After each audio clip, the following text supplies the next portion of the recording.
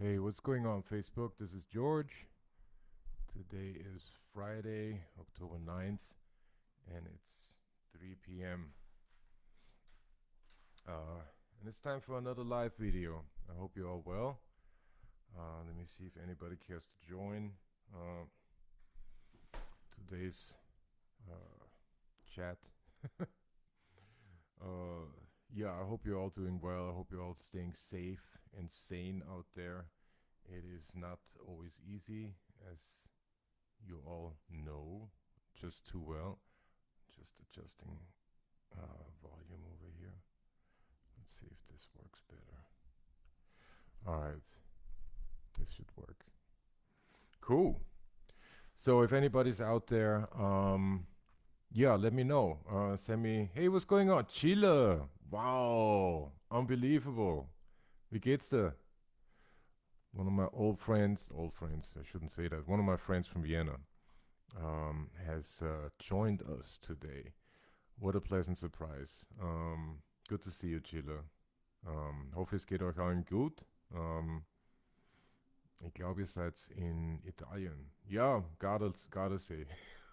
Awesome. What's going on, Hiram? Good to see you, man. Yeah, so I'm hugging all of you back at the Garda Lake. I gotta make it over there sometime. um, Let me ride one of those Ducatis. I would love to do that. That would be fantastic. Turns out that Chile, my friend Chile, is apparently a test rider for motorcycles or something like that.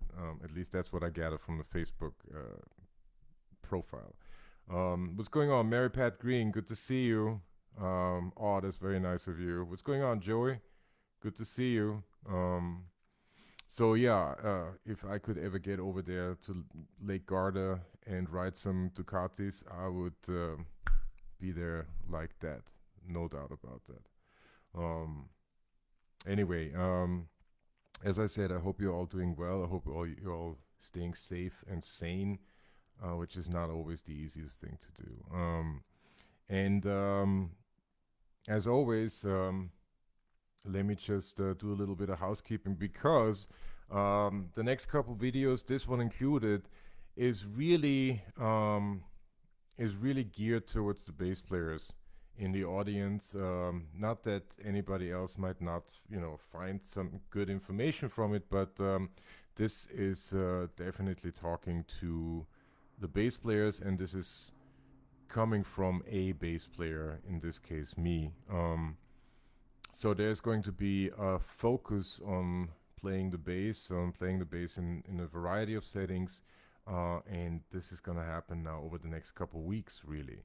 Um, Today's video is entitled "The Best Seat in the House: Playing Bass Behind Singers," which is something that I personally am very, very fond of, and that I've sort of made my I don't want to say life goal, but I've made it a priority in my career. And that was a very, very specific choice. And next week, we have, I believe, week one of Broadway Uncovered. And what that is I have invited a bunch of bass players uh, to join me on this video, um, to show representation of black musicians and female musicians on in the Broadway scene, in the Broadway uh, employment scene, musicians employment scene. So this is something that's very close to my heart, and I'm starting it next week. So there's Broadway Uncovered Part 1, which is next week, which will feature Conrad Adderley, Bobby Wooten, Francisco Centeno, Cherise Rogers, Ruben Rodriguez, I need to get that pronunciation straight, and Shelton Gray. And all of these players are, very accomplished musicians, and they all have either held a Broadway chair or are currently holding a chair. And a big part of this was started by a conversation I had with the great Tom Barney, who's going to join us in Broadway Uncovered Part 2, which is going to be on October 30th. Um, and, part of this was also just to shine a light, to uncover who is playing these shows, and by uncovering them, perhaps inspiring um, like minded people to consider musical theatrical engagement as part of their career choice. And especially, talking to black musicians in New York and all around the US, because very often you don't see this particular group represented in a musical theater environment. So it was, representation matters. And therefore, I decided to do these panels. And since there was that many um, that I wanted to get in, I decided to divide it up into 2 weeks. So that's going to be next week on October 16th, and then October 30th, Broadway Uncovered Part 2. And right in the middle of that, we have something really special that I've been kind of looking forward to for a very long time now, and that's October 23rd. We have the Gospel According to Ruben, and that's an hour conversation with Ruben Rodriguez, who is a great bass player here in town, a very prolific musician in the Afro-Cuban music scene, in what's called the Latin music scene, but who has also, a slew of credits in all other genres. So I am very excited to have him here in 2 weeks, and be talking to him, and picking his brain and or getting some insights from him. I think that I know that I am looking forward to that personally, and I hope whoever is watching or listening to this might get some insights out of it as well. So that's the schedule for October. And as always, if you want to get in touch with me concerning teaching and or remote recording, please use the email that's in the description of this video, george@georgefarmer.com. It's probably the easiest way to get in touch with me. And if you want to contribute to the cause, there's my PayPal and Venmo information, and any tips, donations, whatever, are highly and very much appreciated. And as always, a big thank you to whoever has already contributed. There are quite a few who have contributed, and I am truly very, very grateful for all of your contributions. So thank you very much.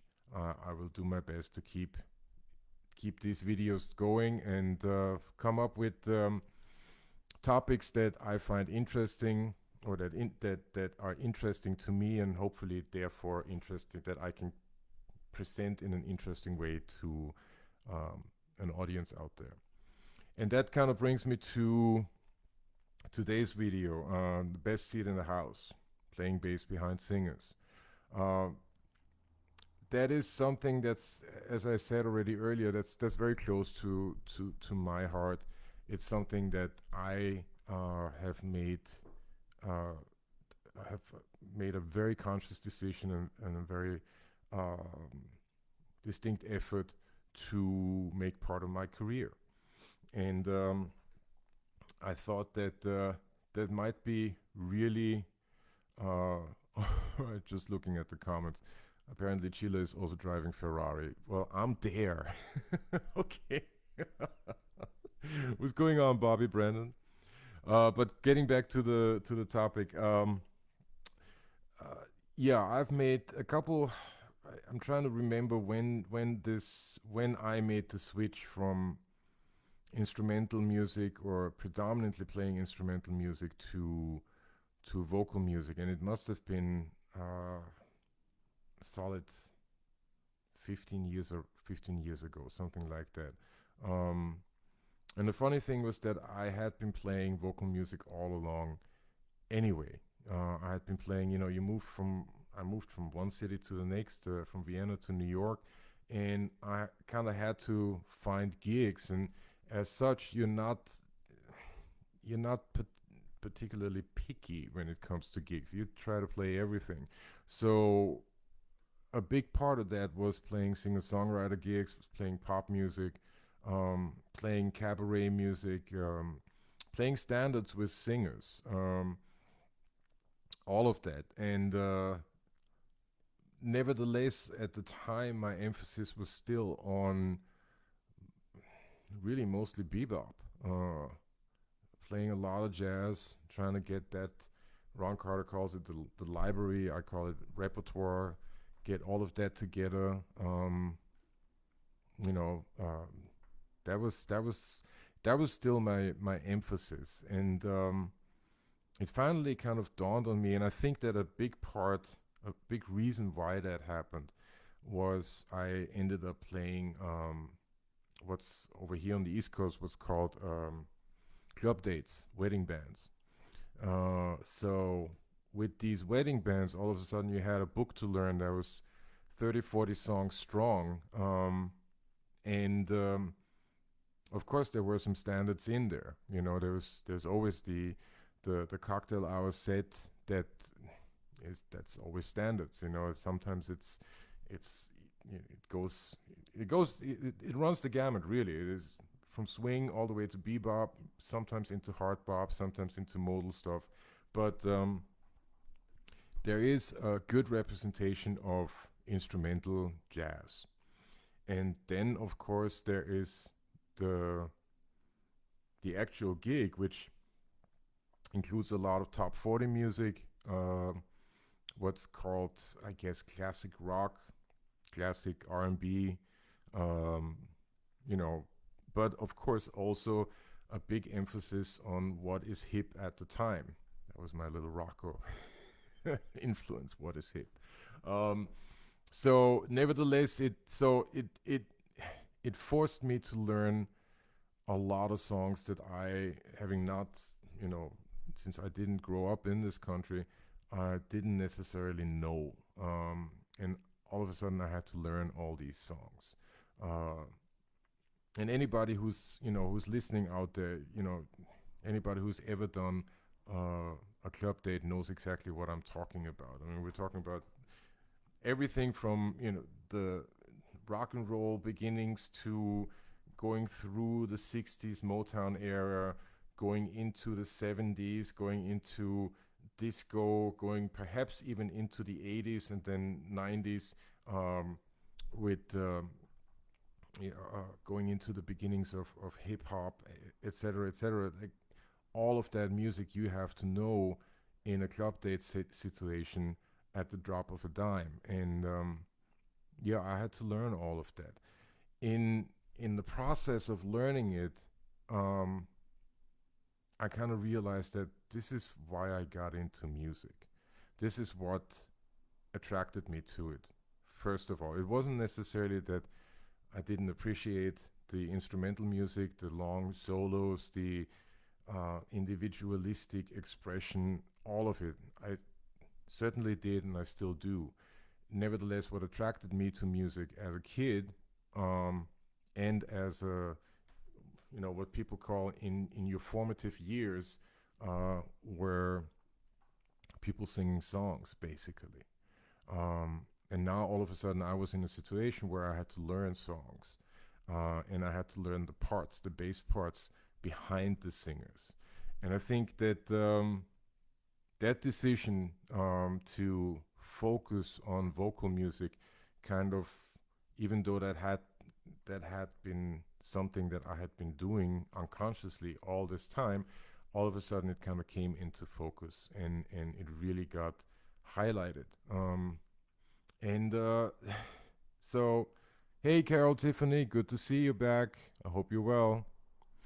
Um, so that was kind of a solid 15 years ago, when I kind of made the decision. Okay, well, let me focus on vocal music, because clearly that's where my heart is. And I think that's another takeaway, that kind of made today's video and this subject matter difficult to talk about. And that was that this is something that was close to my heart. This is something that I enjoy very much. And I find with these videos, you know, if I have a subject like show preparation, um, you know, I can, of course, very easily go into my memory and find what inspired me to play a certain way on a certain show. That's not difficult. All right, it's considerably easy to come up with a playlist, and then even kind of recreating those lines and playing them, putting the videos out. All of that is not difficult. Where it gets, for whatever reason, gets really difficult is talking about something that's close to my heart or close to one's heart, if I may generalize. Um, Maybe there is, the fear of being ridiculed, the fear of kind of exposing yourself, putting your neck out. But so be it. I don't feel like I have anything to lose in these videos, and as I also said, I'm sharing my process here, in the hopes of inspiring, because I have been inspired by many people before me. So coming back to finding out what you like, and in my case, it was, I really like to play behind singers. What is it? Why is it that I am drawn to that? Well, of course, there's the idea of the human voice being sort of, I don't know whether it's being called the first instrument that we encounter as a species, because there is, of course, the drum, hello, or the heartbeat. Nevertheless, it is certainly one of the origins of sound production, right? It is one of the origins of through our ears and our sense of hearing. It's one of those things that never, where we never stop getting information in. In other words, when you fall asleep, you close your eyes, right? You can easily hold your nose and not breathe and not smell. We don't always use our tongue to taste stuff. Nevertheless, our sense of hearing is constantly going.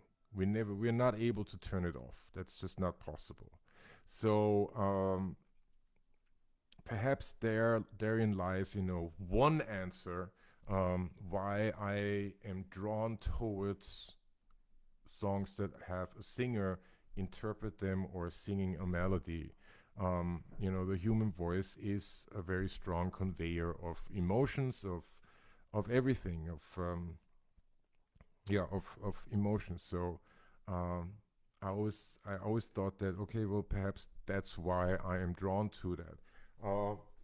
Nevertheless, I mean, I also go back to, I read this in an article, in an interview with Daryl Jones once, where he was asked, how does he relate playing behind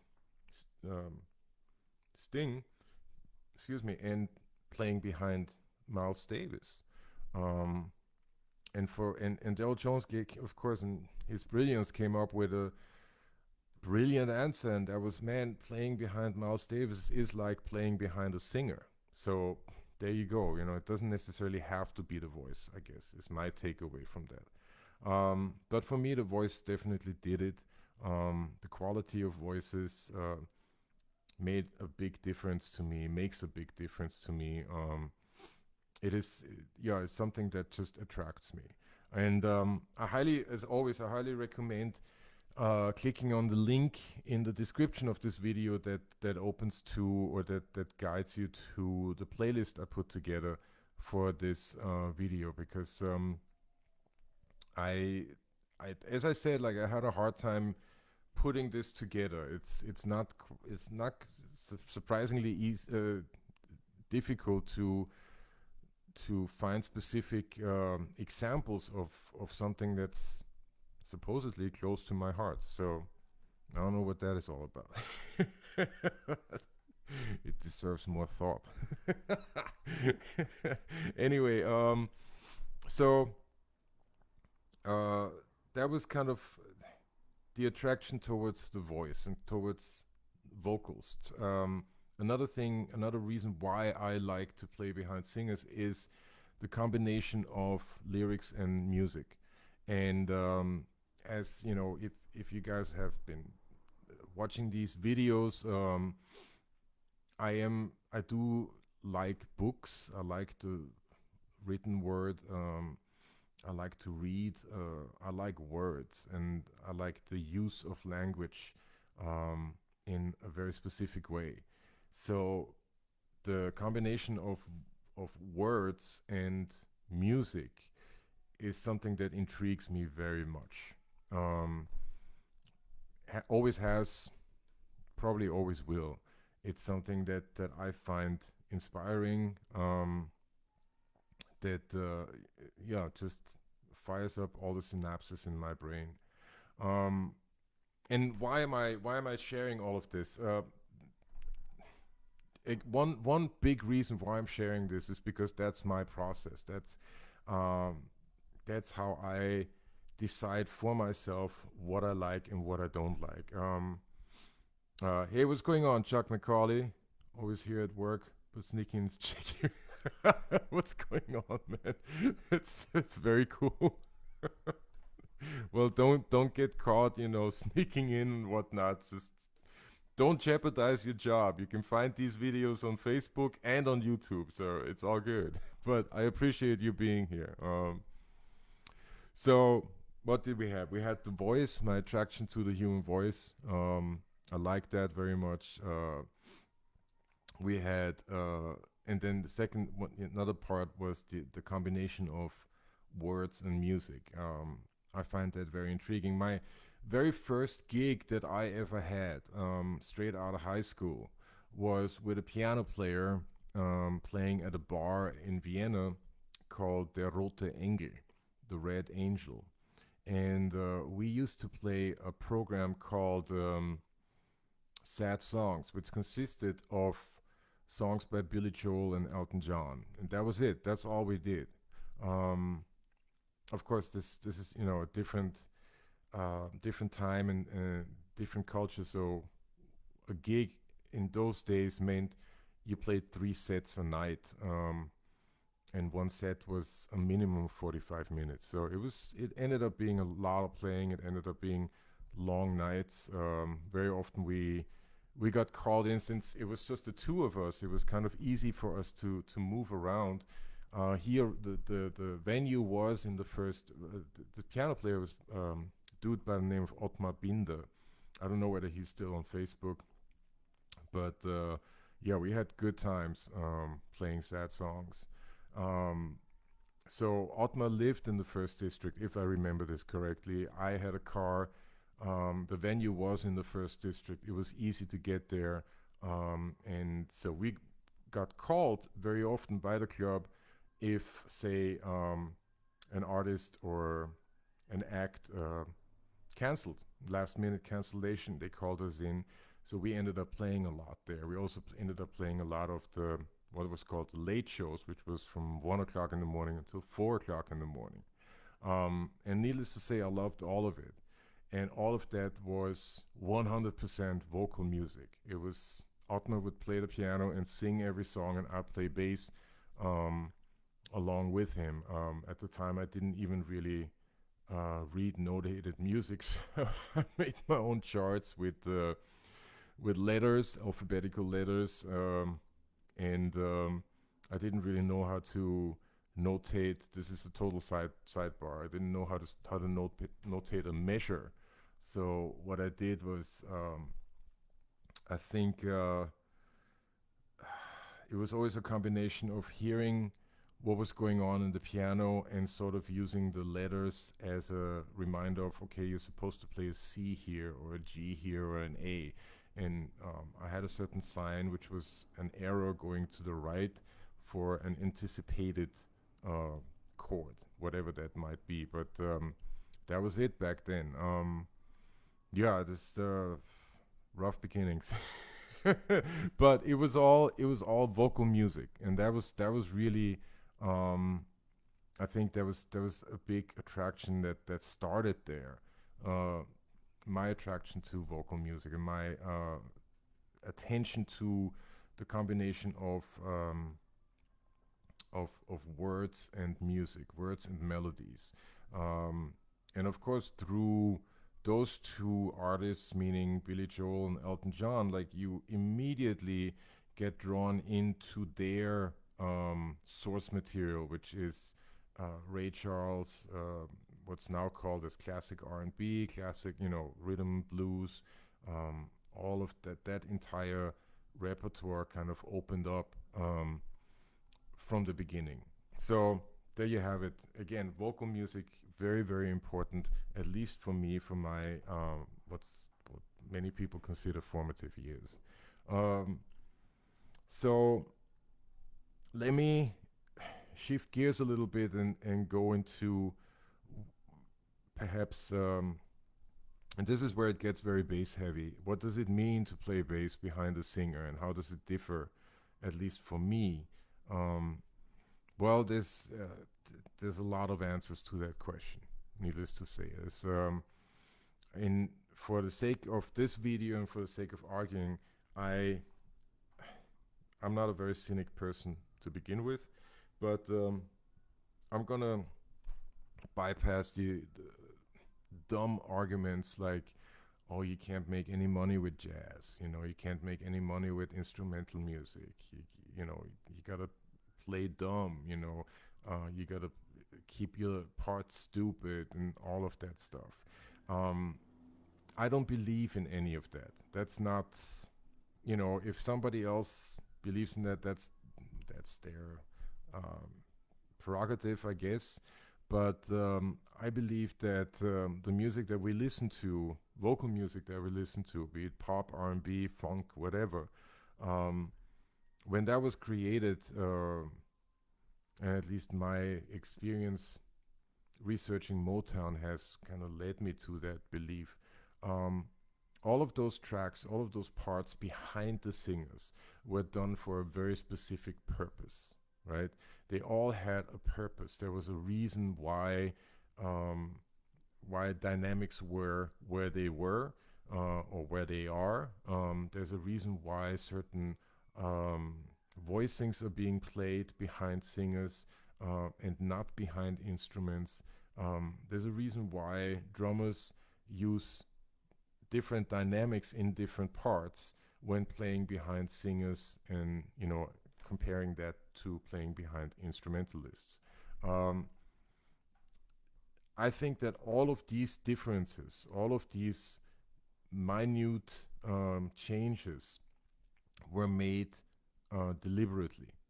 And I think that that attracted me to playing behind singers, that realization, right? That this was not just something that came out of nowhere, that was somewhat unexplainable, you know.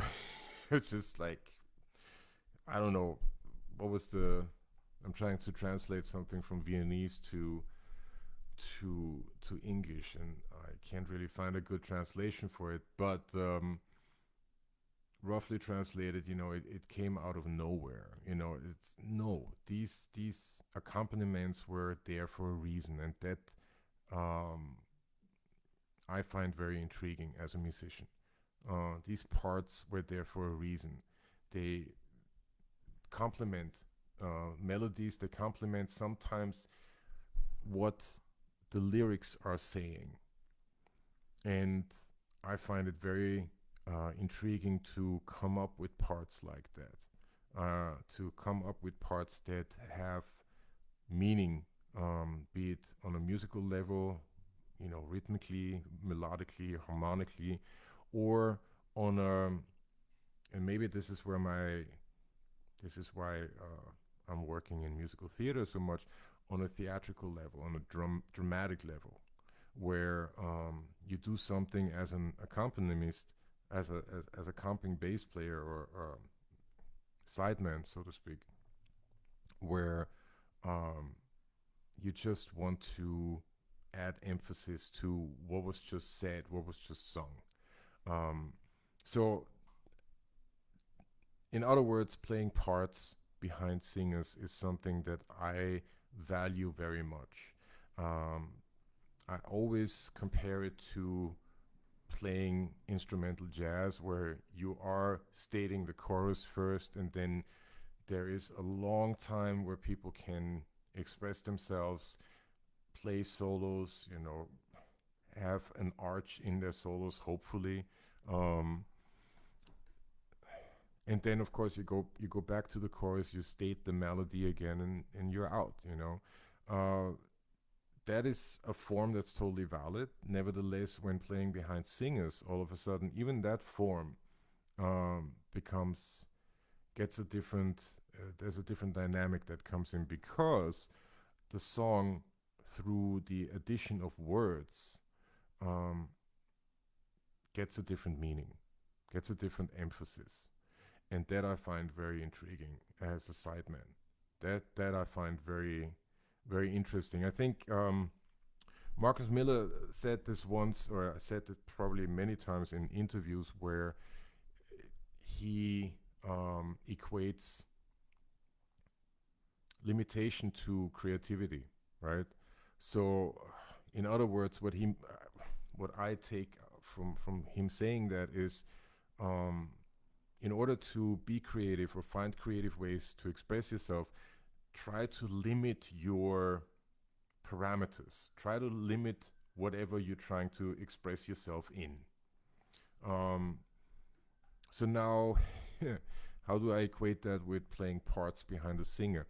Um, when you play behind a singer, uh, all of a sudden you have to play in service of the lyrics that hopefully portray something, or that hopefully tell a story one way or the other.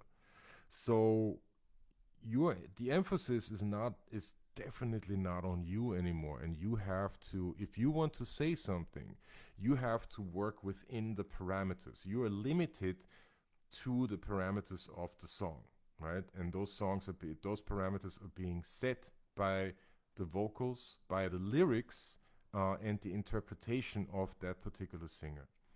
And that I find very intriguing. So you really have to be quick. You have to quickly understand, how does a singer interpret a certain piece of music, a certain lyrics, um, and what can I, as the sideman, side woman, contribute to that particular interpretation. And that I find very very interesting. That is, in my opinion, a skill.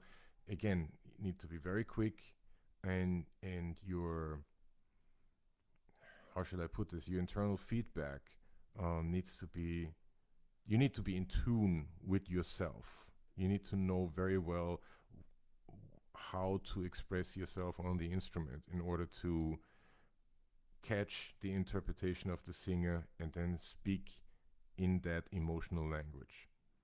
And that I find very intriguing. So I never really saw, there's this big sort of juxtaposition or difference between expressing yourself as an instrumentalist in instrumental jazz, and then playing parts behind singers. And I never saw the the difference between the two, because in my opinion, or to my ear, to my aesthetic sense, the way singers interpret melodies and lyrics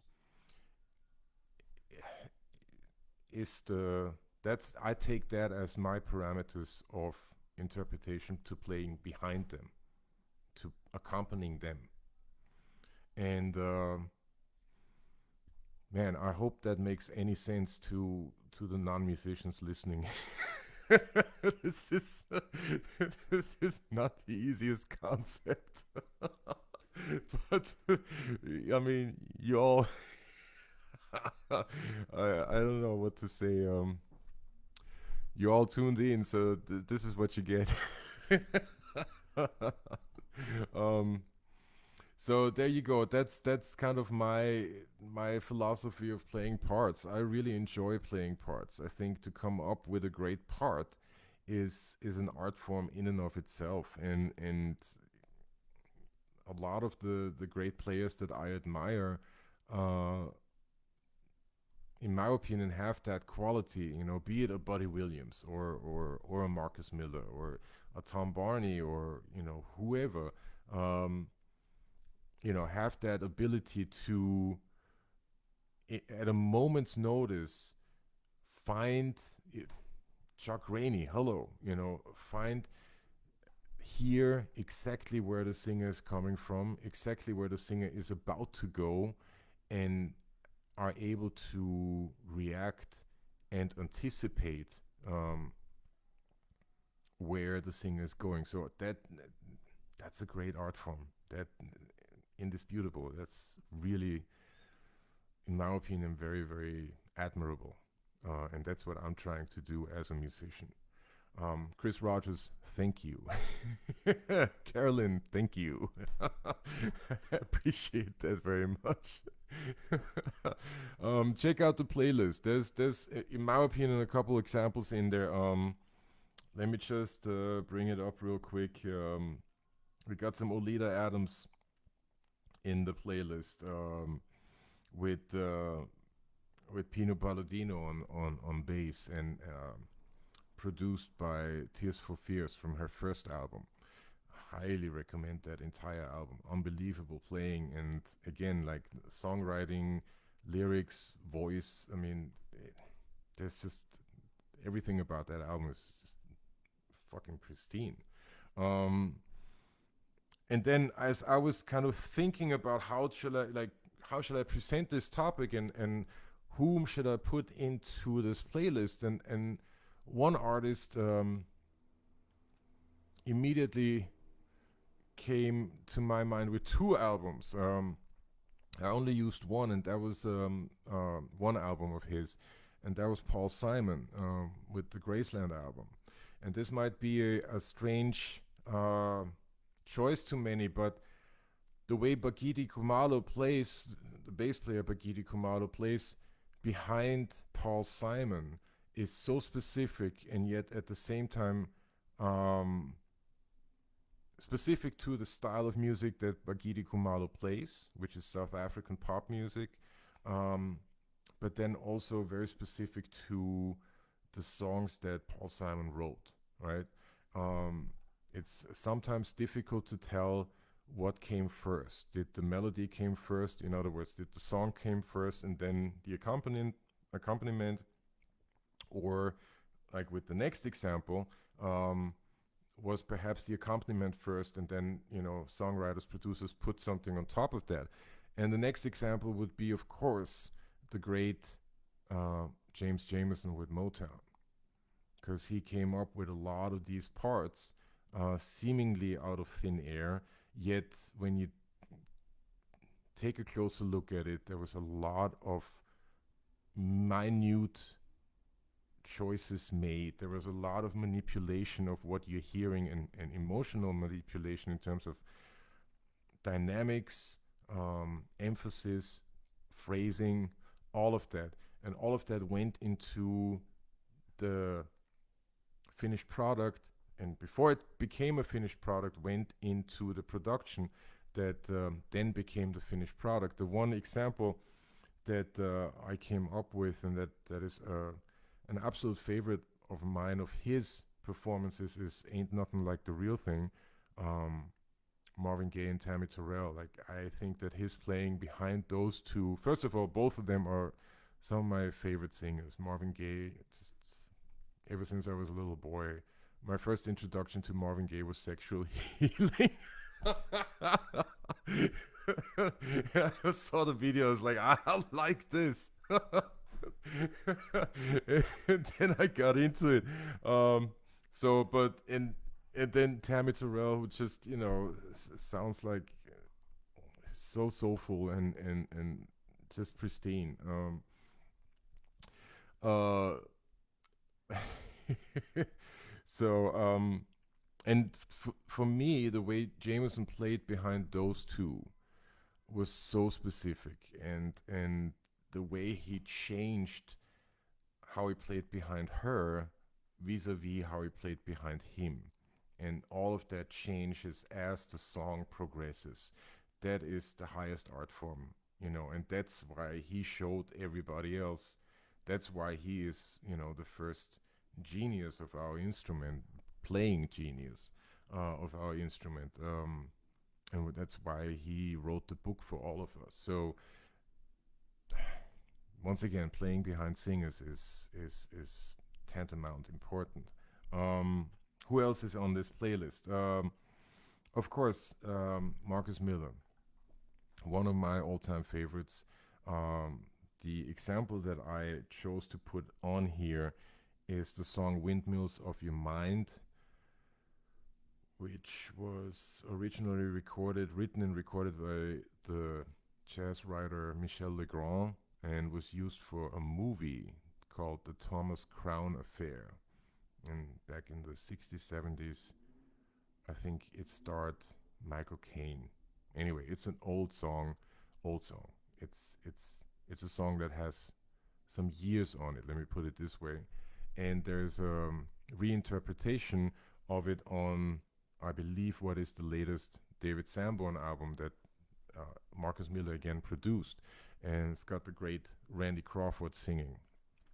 Um, so check that out. Also, got my buddy and bandmate Javier Diaz playing percussion. So check that out because Javier is on that. Oh, Steve McQueen. Whoa. Okay, Eric. Thank you. Um, Not Michael Caine. Steve McQueen. There you go. Um, so it's got Javier Diaz playing percussion on the entire album. Check it out. If only for the percussion playing, it is awesome.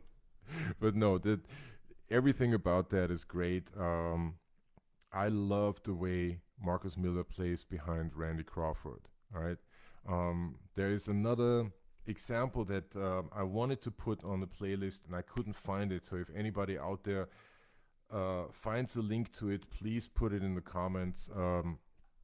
It's the album is called either Casino Nights or Casino Lights, and it's got Randy Crawford on it. It's got Al Jarreau on it. I know Marcus Miller's playing bass. David Sanborn is in the band as well. I think Buzzy Phaeton is on it at some point. Um, Larry Carlton is playing guitar. Trying to think of the name of the drummer, and it's just not coming to me right now. Anyway, Casino Nights. I think it's called Casino Nights. Check out how Marcus Miller plays behind Randy Crawford and Al Jarreau. They sing two duets. They sing "Who's Right, Who's Wrong," and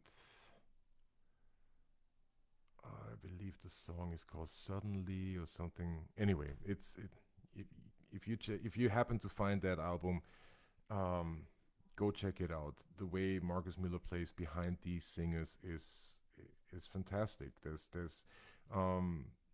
all of the things that I've just talked about, being within, limiting yourself in order to creatively express yourself, and having these limitations, these parameters, not come from you. So you have to, via your ears, you have to hear where they are going, and then you can express yourself within those parameters.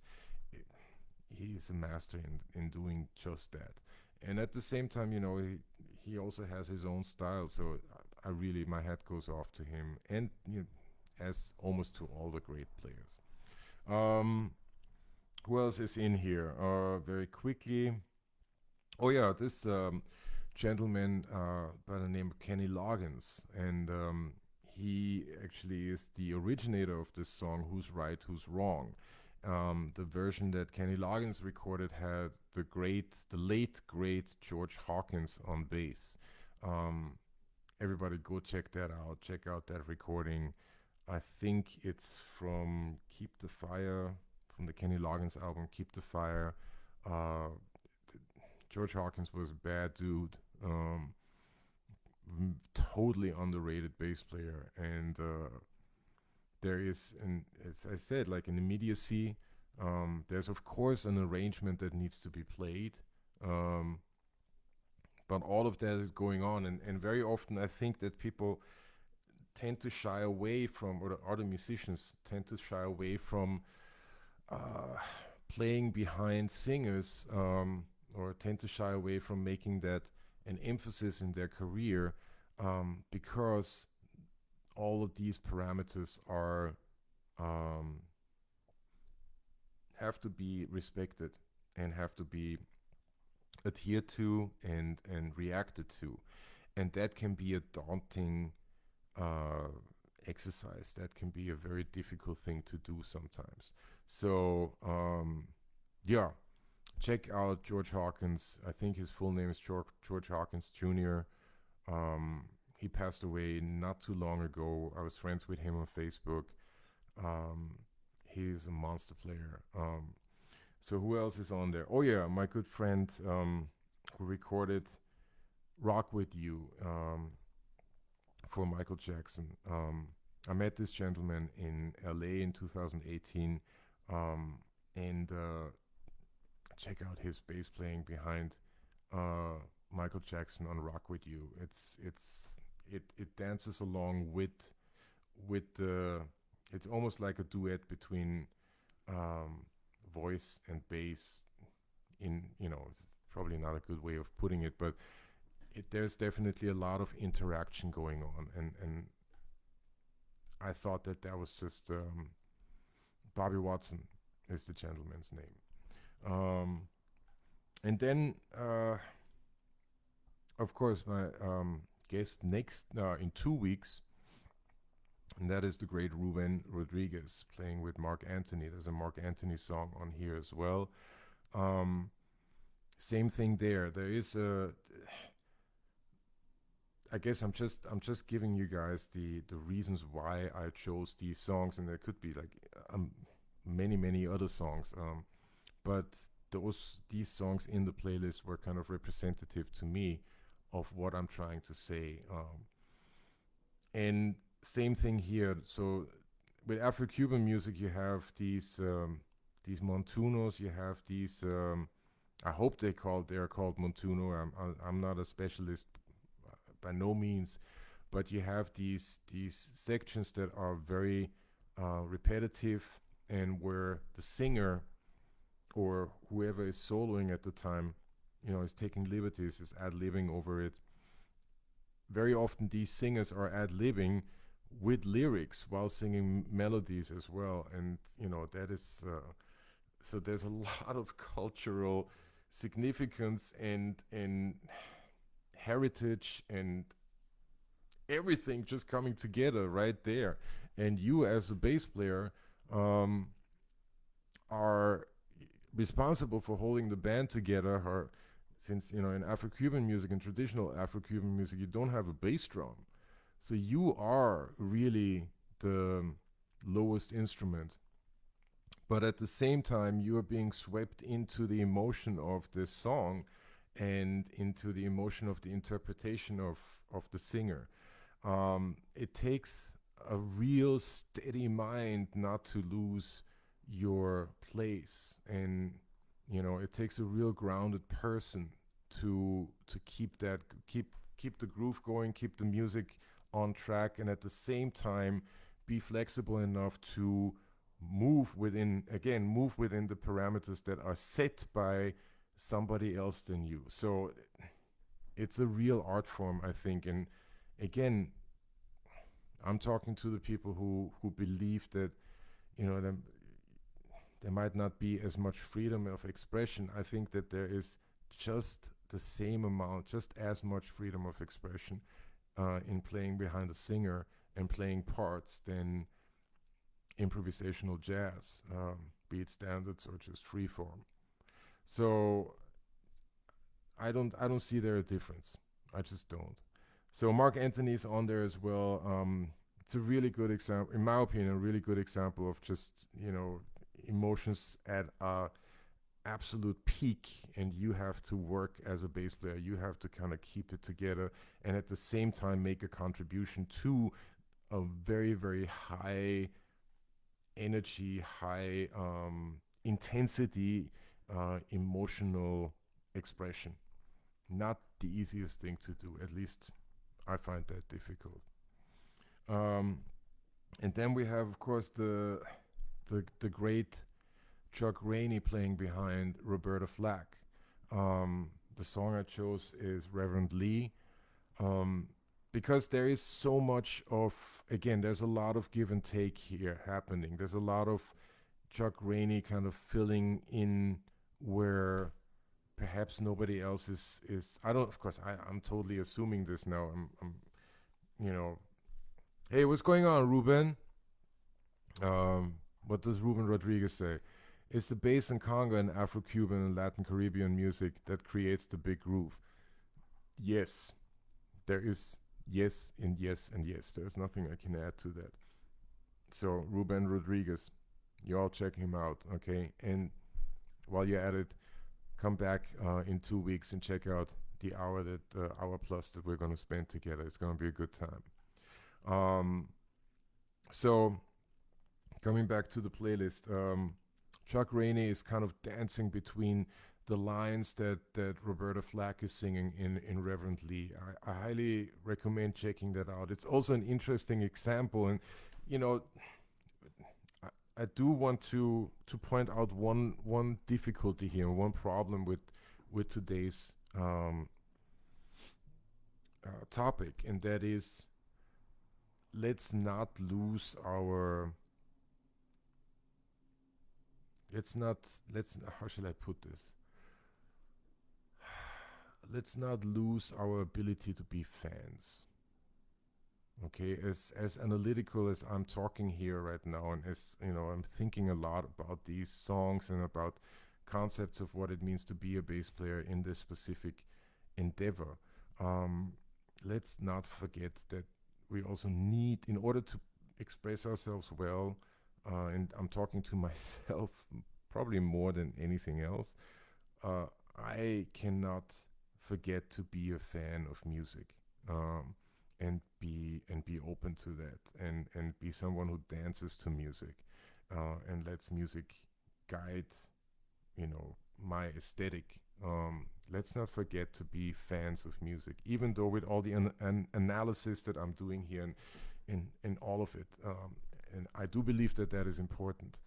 Um, but as I said, coming back to this example, Chuck Rainey is playing between what Roberta Flack is singing. And I also thought that it was just such a great example of someone, once again, using the dynamic shifts or changes that are being expressed by a singer that you have to follow, right? Because otherwise you're not playing with the rest of the ensemble or with the singer. What are you there for if you're not playing with them? But then you also have to deal with an arrangement. So this is where it gets really tricky, in my opinion, because now you have to play certain lines and you have to catch hits and you have to change dynamics on the fly. Even if it seems contradictory to where the singer is going, you do have to navigate now. Okay, this is where the singer is going intensity wise, but the chart is telling me something else. What do I decide? Where do I go? So Chuck Rainey, in his brilliance, of course, is a master in navigating all of this. And last but not least, of course, I put a Buddy Williams recording in there, and that's A House Is Not a Home, with the great Luther Vandross, Buddy Williams on drums, and the great Anthony Jackson on bass. Great example of playing behind a singer. And I'm totally aware that I am taking a lot of reference and inspiration from music that is at times older than I am, and that is not super contemporary. But you could very well also just take, I believe it was last week's video, favorite bass performances in the last 5 years. You could take any of those songs as well as an example of why I like any of those vocal songs, why I like playing behind singers. It's it the same rules, same parameters, same guidelines kind of apply. Um, so that was the playlist. Again, I highly recommend checking it out. I think that it it complements what I am talking about, and hopefully it will inspire you guys out there to listen to music in a different way, and or um, it does not have to be vocal music. Okay, and that is, I hope that is a message that I can get across. It does not have to be what did it for me, right? But I'm here.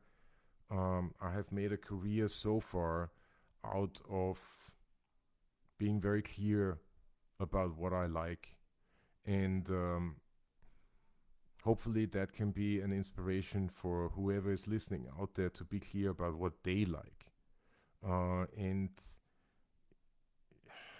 not putting anything else down. That all of that, I'm still listening. I'm still in awe of Paul Chambers playing behind Miles Davis, or Ray Brown playing with Oscar Peterson and and Ella Fitzgerald. Um, I'm still in awe of Kenny Garrett, um, as a solo artist and as a sideman. Um, so I am anticipating the new release of what's the saxophone player's name? Let me see if I can find him. Anyway, a dude who did an incredible solo with Snarky Puppy. I can't think of his Chris Potter. There you go.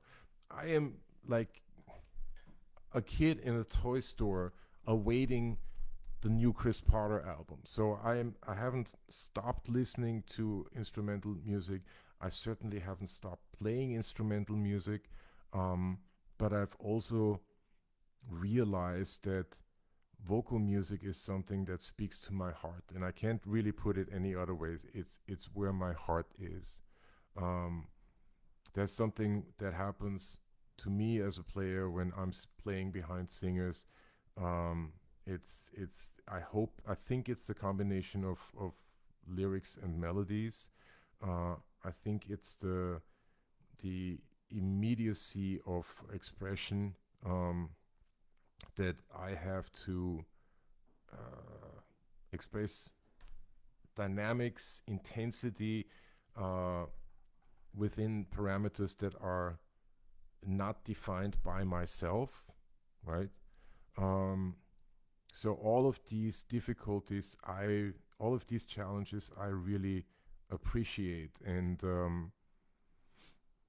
figuring out, or to a certain degree, facing up to the fact that I like doing that, and being okay with it. Being okay with the realization that just because I like doing it doesn't mean it's bad, doesn't mean that I'm bad, doesn't mean that I'm neglecting any of the other stuff that I already talked about. Like, no, it's just a personal preference, and the sooner you realize what that is, the further you go.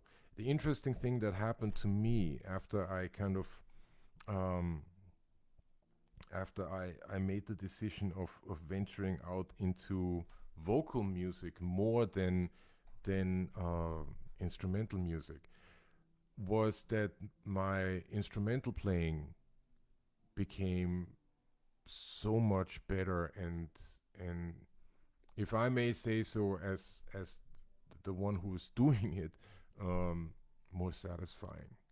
It was more satisfying to me to play instrumental music after I realized that vocal music is really where my heart is. And after I gave myself permission to go deeper into that, to focus on learning parts and playing only parts, and let that be okay. Don't rewrite the wheel. what does Chris Rogers say? How much stigma do you think still exists in the musician community about players who want to play commercial music? Haha, that's a good question. Look here, that stigma always has existed, in my opinion, and will always exist. Um, you're not going to be able to get rid of it. Not that you're trying to get rid of it. I understand where you're coming from. Um, I think that it's still there. I think it's always going to be there when toxic masculinity is at the forefront, and in my opinion, that's what lies behind that stigma. Um, as with so many other things, I'm not a psychoanalyst, but I think that stigmas and vibes and vibing and all of that has a lot to do with psychological situations. Let's put it this way. I don't know whether it's trauma, whether it's insecurities, um, whether it's jealousy, envy, uh, neediness of I need to have spotlight on me, all of those things. So commercial music is very often frowned upon by so-called purists, and I can't help but have a problem I already have a problem with the word pure. I try not to use it. Um, I don't think that to me that doesn't mean anything.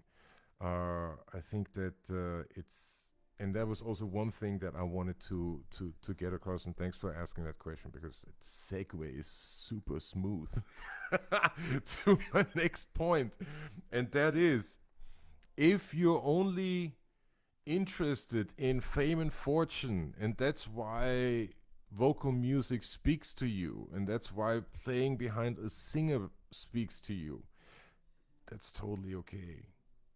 Don't let anyone tell you anything else. If that's where you're coming from, I mean, don't be an asshole about it. Don't put anybody else down for whom that is perhaps not their path. But if that is your path, and in my experience, in my life experience, I have more often encountered people who uh, are 100%, 150% behind their choices and are therefore not assholes.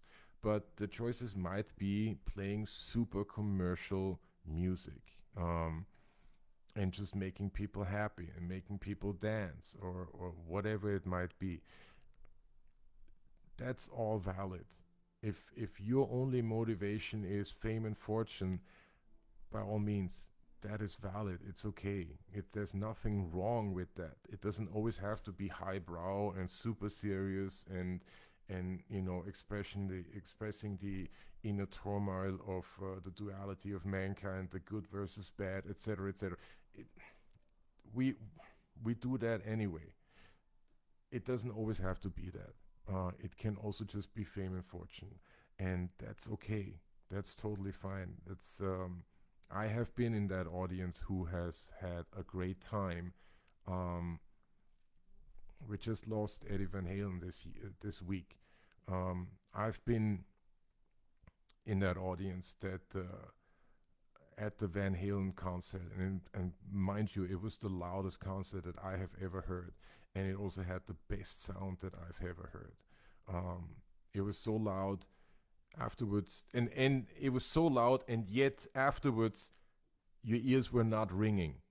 How they did that is a mystery to me, but they did it. So and everything about that concert was about having a good time and an expression of joy and yeah, commercial viability. So there's nothing wrong with that. Nothing wrong with making money. By all means, I never believed in the starving artist, um, the need for a starving artist to be creative. I don't think that that's and I don't think that ever existed or that that's actually true. What's going on, Darius? Thanks. I'm glad you agree with me. And how? I don't know, dude. I'm just over here. Oh yeah, Darius.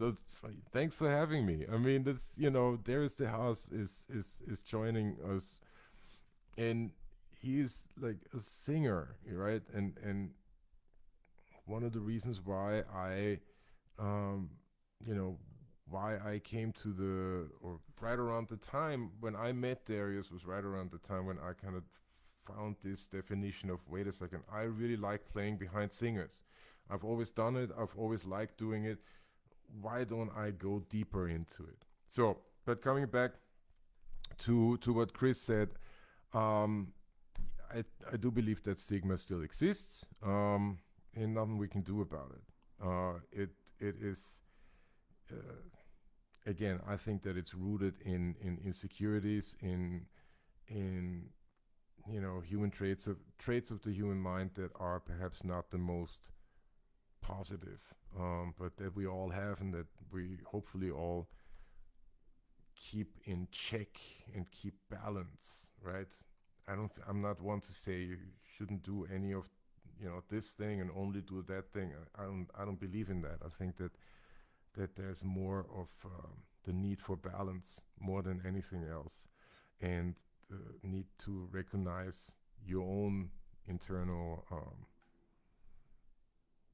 what you're made of, basically.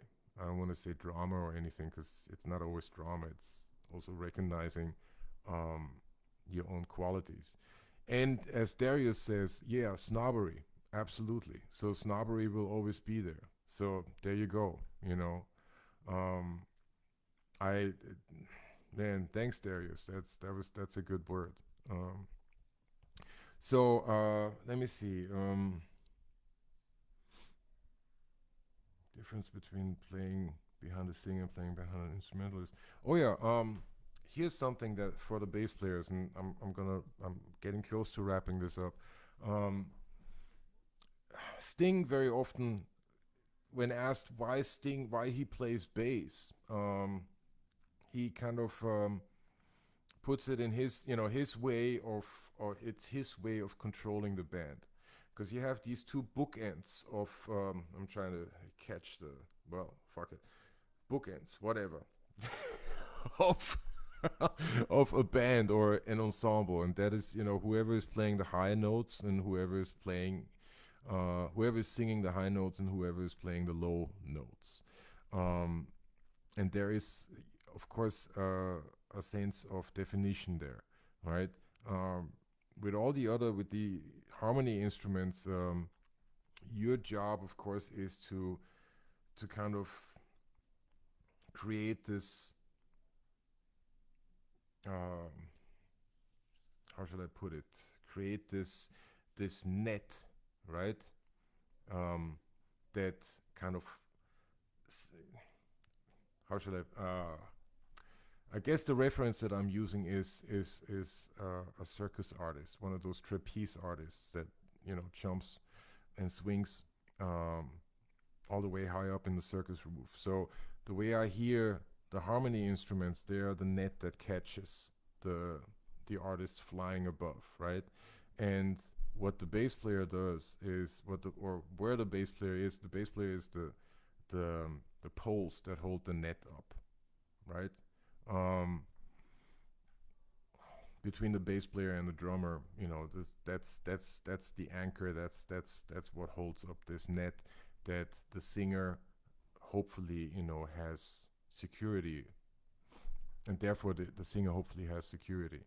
But you do have these two extremes in an ensemble, and that is the top line and the bottom line. And perhaps the one reason why I like being a bass player who plays behind singers is because I am in control of this bottom line, right? Very often, you wouldn't necessarily believe that the bass kind of guides, but the bass can guide as well. And where our particular art form comes in, or where it becomes an art form, is that we guide um, the singers where they want to go before they know they want to go there. But we anticipate and we read their mind, so to speak. Um, and that is something that very often has been expressed in interviews or just conversations, not necessarily about me. I'm not talking about me in this case, but um, talking about other bass players where artists felt like they were reading their minds and they could anticipate where they were going emotionally. Uh, and that I find to be a very intriguing challenge. Um, it does tie in with playing within the parameters that the singer is establishing, the dynamic parameters that the singer is establishing, but at the same time, it takes that thought a step further, because now you're not solely following, now you're also guiding, right? So once again, it takes a very quick mind. It takes a very quick mind to realize when you're doing what. When are you following, and when are you guiding, right? When are you communicating? When is there just a give and take? And all of these thoughts, all of these ideas and concepts kind of fly past you in a split second. Um, I find that very intriguing, and all of that I get out of playing behind singers. So there you have it. And lastly, but certainly not least, that an, a reason why I like playing behind singers so much has to do uh, with my great teacher, Professor Johannes Ausberg in Vienna, who who took me in and was my classical teacher, who taught me that playing music, that you play music with your imagination. So if you can imagine it, all you need to do is figure out how to project it onto your instrument. Um, if you can imagine a certain um, emotional status, you can express that on your instrument. All you need to do is find how to do it. Um, but and his emphasis was in his teaching was always rhythm first, um, then melody, and then he would always sing. He would always sing the melodies of whatever we were supposed to be playing. Be it what did I play? I played Dragonetti. I played Kusevitsky. All of these are, for those who don't know, classical upright bass repertoire, right? Uh, Quai d'Evelois, cello suite, Eclair suite. Uh, he would always sing these melodies and be and evoke intensity. So it wasn't only about the notes, it wasn't only about the quality of the notes, the intonation, the rhythmic precision, and all of that. No, it went further than that. Like all of those needed to be in place. Rhythm, melodic sense, harmony, intonation, all of that needed to be in place. But then what he was trying to recreate was the human quality of expression, human, the voice, the human voice quality of expression. And I think that influenced me greatly, and that became one reason why I I am so taken by playing behind singers. Um, so I wanted to give a big shout out to him. He's no longer with us. My world has definitely taken a beating with his demise, but I do take his his teachings and his guiding principles into every musical endeavor that I'm a part of. So and they do come out in thoughts and topics like, why do I like playing behind singers so much, and why is that sort of something that I'm drawn to versus I'm not so drawn to instrumental music. Um, and yet I get better at it when I play behind singers. So it's an interesting juxtaposition. Um, I really, I really, I hope I can express that to you guys out there, that talking about this is something that I think helps zeroing, helps focusing your output. And part of the reason why these videos exist is um, not only because I want to share my thoughts with you guys and all of that, and perhaps people want to donate and whatnot.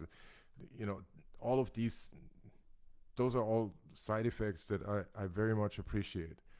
But there is this reason of focusing your efforts, and in times like like nowadays, it's goddamn difficult to keep your wits about you, and that's what focusing your efforts means to me.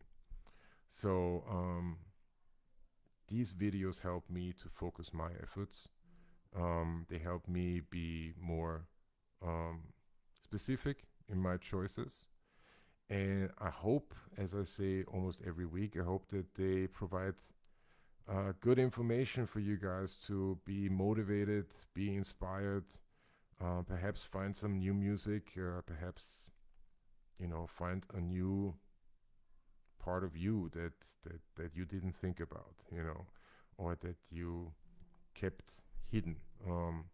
And maybe that comes out, because I think now more than ever is the time for us to be as honest about our likes and dislikes as we possibly can. So that's it for me for today. Those are my reasons why I like playing behind singers. I guess I should have made like a 10-point list or whatever. It would have been more succinct. But that's just not what I do. It's like straight from the hip. um, I want to thank you all for joining me once again. Hour plus. It's an hour and 15 minutes. Whoa. Let me get out of this chair and let you guys go on with the rest of your day. I thank you so much for being a part of this. I want to invite you all for the next couple weeks. Please check out the schedule. I think there's some very interesting videos coming up.